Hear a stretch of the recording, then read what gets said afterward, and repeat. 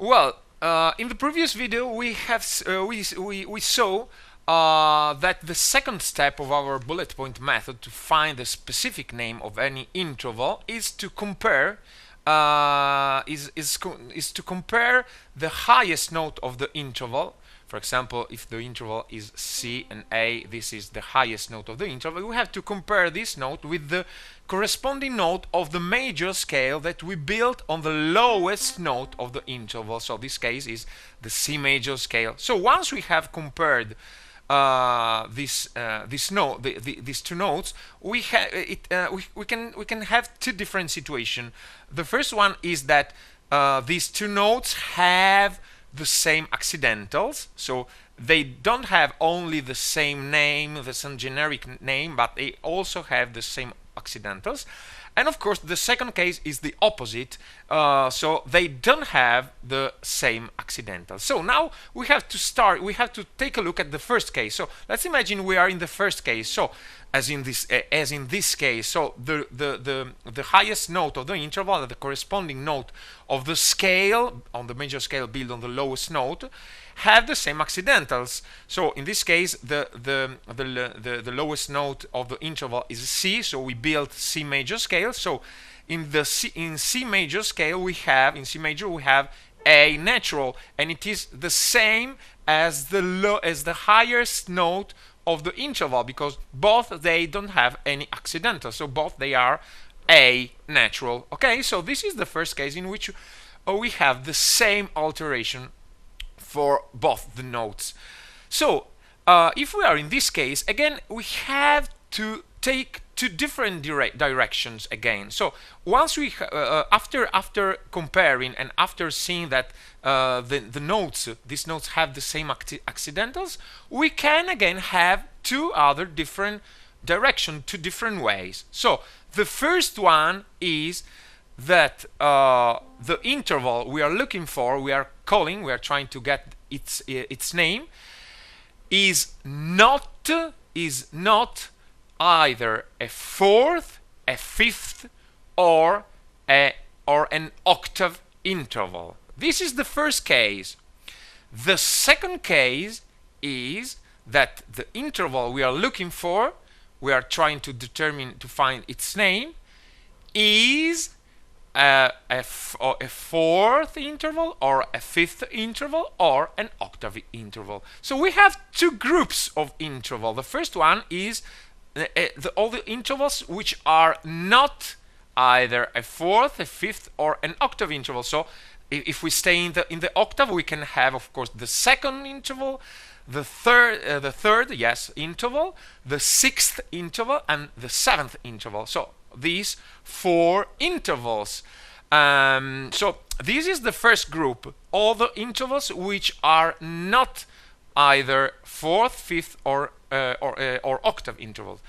The second group is all the intervals which are a fourth interval, or a fifth, or an octave interval. Okay, so we have to choose to find, okay, which one of these groups our interval belong to. Does this interval belong to?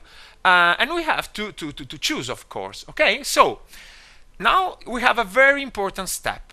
If the interval we are looking for, if the interval we are naming is not either a fourth, a fifth, or an octave interval, so it belongs to the first group of interval, the interval is called a major interval. So the specific name of this interval is major. Okay, this is something very important. So now, of course, we have to put into practice with some examples, and I'm sure that it will be very clear for you. So in the case, of course, of our interval, so C and A, of course, we have already seen that it is a sixth interval. So this is the general name. Then to find the specific name, we have built the major scale on the on the lowest note, so the C major scale. We have already seen that the notes have the highest note of the interval and the corresponding note of the scale of the major scale built on the lowest note of the interval have the same accidental, so we are in the first case. And then again we have to determine if this interval belongs to the first group, so the second, third, sixth and seventh group, or if it belongs to the other group, so the one of the fourth, fifth and or octave interval. Okay, so of course it is a sixth interval, so it is not either a fourth, a fifth or an octave interval, so it belongs to the first group. So the specific name of this interval is major, and this will be called a major sixth interval, or if you prefer, an interval of a major sixth. Please let me note that even if we start determining if we start determining the general name, and then we go on with the specific name, when we have to use the whole name, so to put together the general name and the specific name, we have to put first, you have to put before the specific name, so in this case major, and then we have to use the general name. So first the specific name, so major, and then the general name, so sixth, the number. So first the species, then the number. Okay, so let's try with another example. Let's try with A and, for example, G sharp.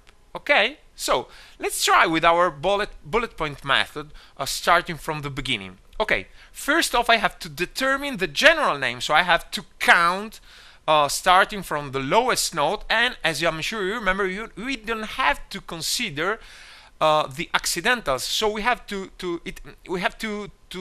use the note as if they didn't have any accidentals. So we have to use the natural note. So even if we have G sharp to determine the general name, we have to use the natural one. Okay, so G natural. This is to determine the general name. So let's count starting. Please remember we have to start from the same note. So this is 1, 2, 3, 4, 5, 6, 7.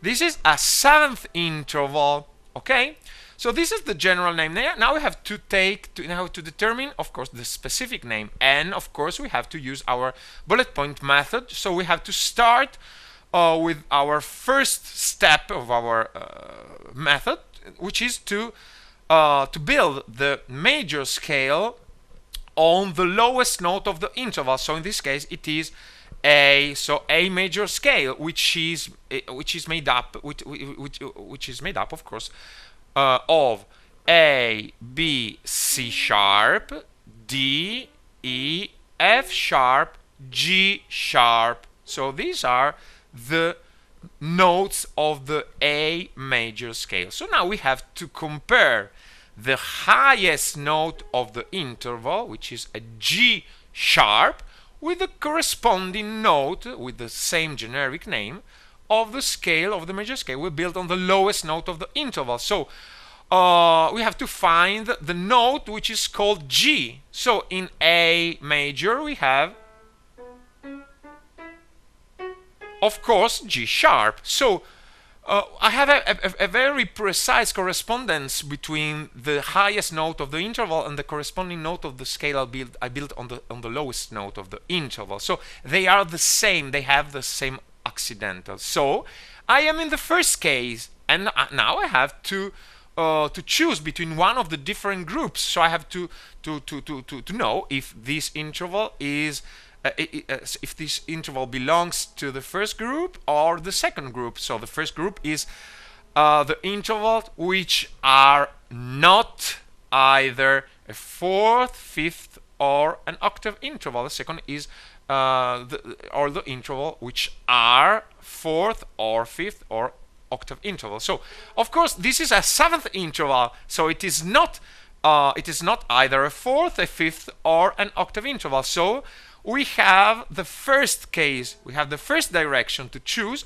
and of course this way, in this way, we determine also the specific name, which is of course major. So this will be a major seventh interval, or if you prefer, an interval of a major seventh.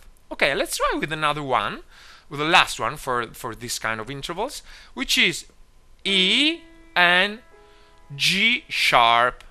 Okay, let's start by determining the general name. So as always, we don't have to consider the accidental. So instead of